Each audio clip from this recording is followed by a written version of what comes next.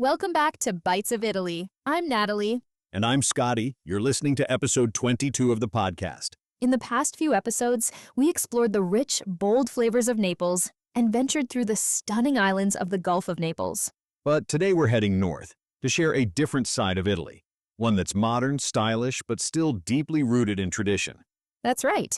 We're exploring the culinary scene in Milan, a city that might surprise you with just how delicious and diverse it can be. So, grab a coffee, settle in, and let's kick off our culinary adventure in Milan. Right. Let's start our Milan food crawl with that cornerstone of tradition. We're heading about 600 meters from Milan Central Station to Osteria del Treno. This place has some serious history. It's a real institution. The name kind of gives it away, doesn't it? It means train restaurant. It does. And it's actually housed in the old recreational center for train drivers. So yeah, it's way more than just a restaurant. It's like a piece of Milan history. And the vibe reflects that. Totally. But it's got this dual thing going on. It's not all just rustic. You have these traditional, pretty, simple osteria rooms. Very old school. But then there's also this huge, beautiful Art Nouveau style space. Big hall used for events and stuff. And when it comes to food, this is where tradition really kicks in. Oh, absolutely. You come here for authentic Milanese and Lombard cuisine, both classic and lesser known, but they've adapted things a bit. Dishes are maybe a touch lighter. Ingredients are top-notch. It respects the past, but, serves today's tastes. Makes sense. So, what should you absolutely order?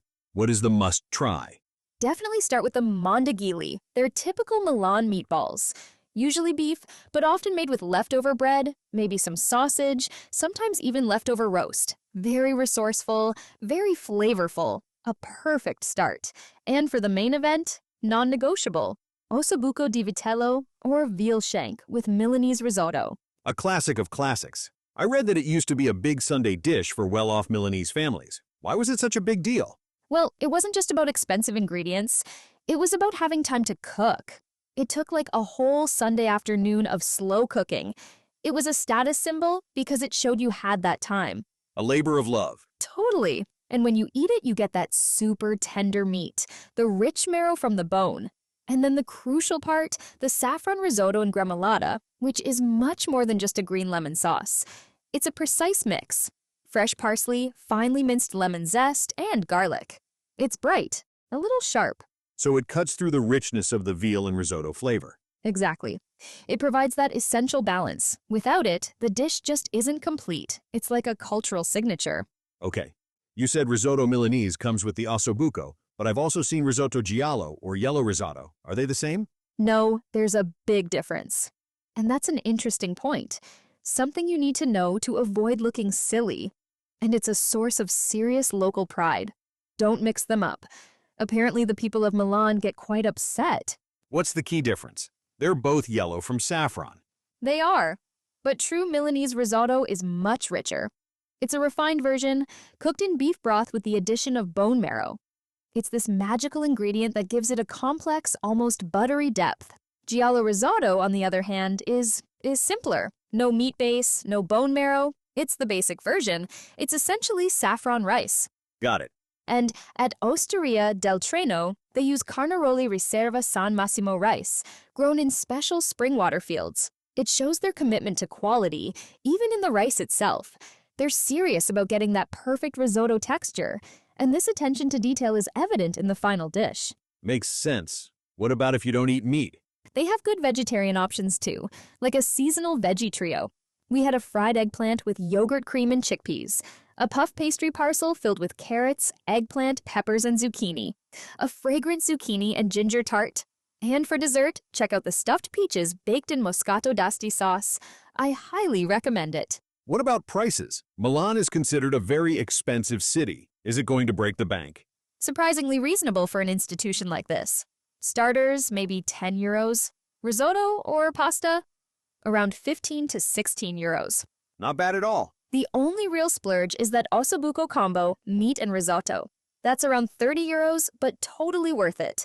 A coperto or cover charge is 3 euros for dinner. At lunchtime, it's half that amount. So, Osteria del Treno is great for lunch too. Yeah, Monday to Friday, they have a quick, high-quality working lunch menu, pranzo di lavoro. Super handy. but the full menu is dinner. Okay, that's tradition perfected. But Milan's also super modern, right? Fashion, design. Exactly. Which brings us to our next spot. Let's head downtown, near the Duomo. Just a 6-minute walk will take you to something completely different. Ciciarà. It's located in Piazza Santo Stefano, an area where finding good, affordable, and non-touristy food can often be tricky.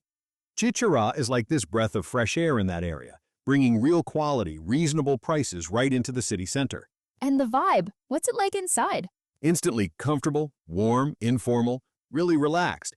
Think rustic brick walls, cool hexagonal floor tiles, pendant lamps, and the name Ciciarà means to chat in Milan dialect, and they really encourage that. Table sharing is common. It feels very communal, very lively, less formal than the Osteria. Communal tables, it really fits that chatty vibe, like a big family meal. Nice. Yeah, they have 2 rooms. Upstairs is generally louder, livelier. Downstairs is a bit quieter, more intimate. There are also a few tables outside, so you can kind of pick your mood. And the menu philosophy is different too, more modern. Definitely, it's broadly Italian, not strictly Milanese. It reflects Milan's cosmopolitan side, but with a strong ethical commitment. Ethical how? They focus on sustainable farms, using all cuts of meat to avoid waste. Menu is driven by what's available at the market. It changes all the time. You gotta check the blackboard. From nose to tail idea. Does this mean the menu sometimes feels a bit random since they use less common cuts? That's a fair point, but they handle it with creativity. Instead of a standard steak, you might find an amazing braised shoulder. They're upfront about what's fresh and best that day. And get this, they only use freshwater fish like trout. Sometimes they even smoke it in-house. We loved the food there, didn't we? That balance of creativity and just plain deliciousness. Oh yeah, the smoked fish carpaccio starter was so unique. But so was their pasta. I remember the handmade pasta with rabbit ragu. The pasta was perfectly cooked, and the ragu was complex and flavorful. And they really lean into seasons. You might find pasta with seasonal mushrooms, like porcini and chanterelles, maybe gnocchi with chestnut later in the year. And for the main course, roast sheep with polenta was seriously comforting, a total winter warmer. And the surprises keep coming. One visit, we spotted roasted yak on the menu.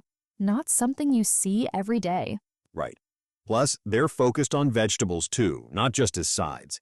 Definitely. Veggies get star treatment from starters to mains to loads of creative side dishes. Everything's homemade. Speaking of homemade, we can't forget their ice cream. So rich, so creamy, and so beautifully presented. And wine. They have a wonderful selection, many biodynamic. If you're curious about that kind of wine, this is a great place. Bottles start around €30, and if wine's not your thing, they have this beautiful display of artisanal bitters and infusions. They make some great cocktails too. And the prices, considering all that effort and ethical sourcing, are surprisingly fair. First courses are around €17. Main course maybe €24. Coperto €2. It feels really balanced for the quality and the location. And the service, young, professional, and really friendly. They love telling you about the food and suggesting wine pairings. Very passionate. Okay, so we've got the deep tradition at Osteria del Treno and the modern ethics at Ciciarà. Before we head to our final stop, just a quick reminder. If you're enjoying this episode, we'd love it if you gave us a like or left a comment. Your feedback really helps us grow. And make sure you're subscribed to the Bites of Italy podcast so you don't miss any of our upcoming food adventures. Whether you're a seasoned traveler or planning your first trip, we've got lots more tips and tasty finds coming your way. Now, where to next? Our final stop takes us to a different concept altogether, Osteria Alla Concorrenza. It's basically a beautiful, buzzing, often crowded wine bar that has a small kitchen. Think noisy dinners, shared plates, and focus on the wine. A wine bar with food. What does it look like? Very cool. Neo-retro. There is a sign outside, Viniscelti, meaning selected wines, and Osteria, meaning the restaurant. It feels like an old osteria from maybe the early 1900s, but updated.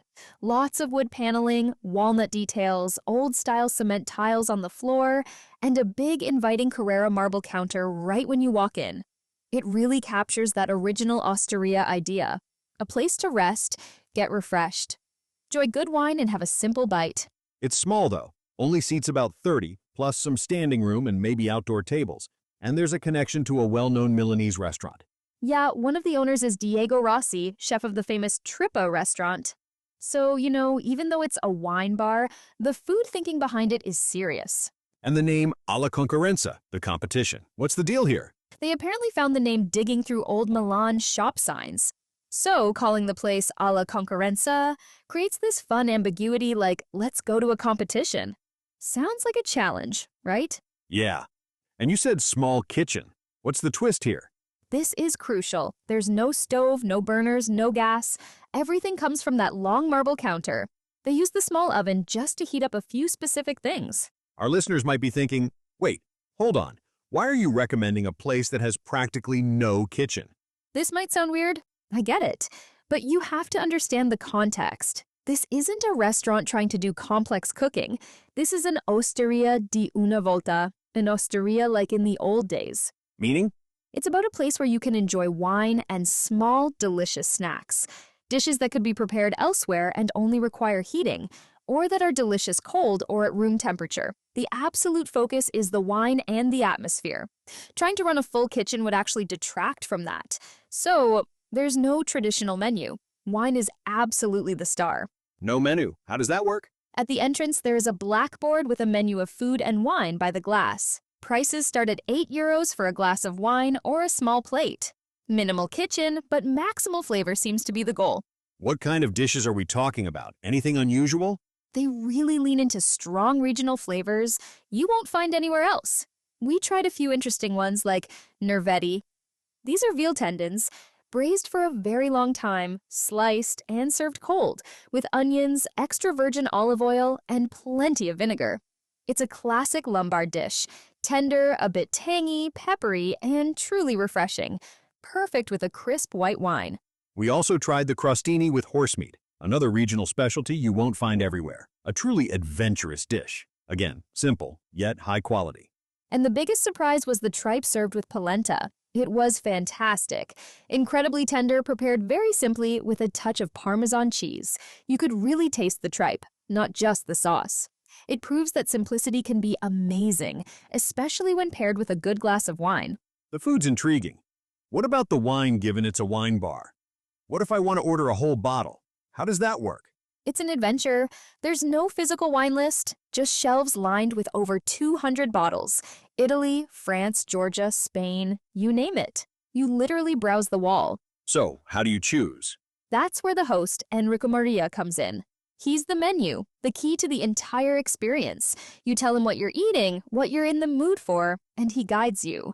Or, you could just choose a bottle because you like the label. That's what we do. The idea is that if someone puts creativity into the label, the wine inside will probably be good too. It makes it less intimidating, more of a game. Then choosing a bottle can be fun. Good point. Now, practical stuff. This place is just for dinner, right? Exclusively dinner. Open 6 p.m. till midnight. Perfect for starting the night or ending it. Okay, let's wrap this up. Our culinary tour showed that Milan's food scene is incredibly diverse and flexible. We've covered the whole spectrum. First up, we visited the grand old institution, Osteria del Treno, with its deep respect for tradition. Then we shifted gears to Ciciarà, a place focused on sourcing and sustainability, dynamic, modern, kind of chatty.